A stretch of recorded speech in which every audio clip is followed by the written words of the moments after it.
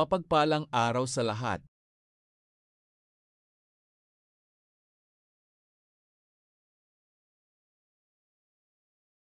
Akala ng iba kapag retirado hihinto na, ngunit sa bawat umaga, bagong sigla ang nadarama.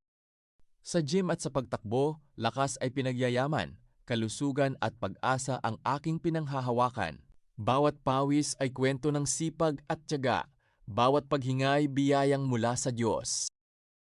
Hindi ang edad ang sukatan ng tagumpay, kundi ang pusong handang lumaban araw-araw. Kapag ang katawan ay ating inaalagaan, mas marami pang panahon ang ating mapaglilingkuran. Sa Diyos ang papuri. Siya ang lakas at sandigan sa bawat pag-ehersisyo, siya ang aking dahilan. Kaya mga kaibigan, tayo'y sabay-sabay bumangon. Ang kalusugan ay kayamanang dapat ingatan at alagaan. Kaya sikapin nating isakatuparan, ako'y nanalig na ating makamtan, dahil ang Diyos ay kasama natin araw-araw. Kung sa ating buhay may suliranin man, sa Diyos manalig lang, dahil hindi tayo iniiwan o pababayaan. Isaiah 41:10. Ako'y sa iyo, huwag kang matakot.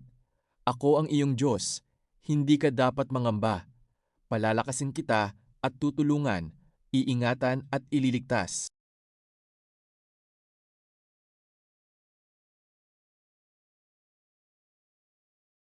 Maraming salamat po.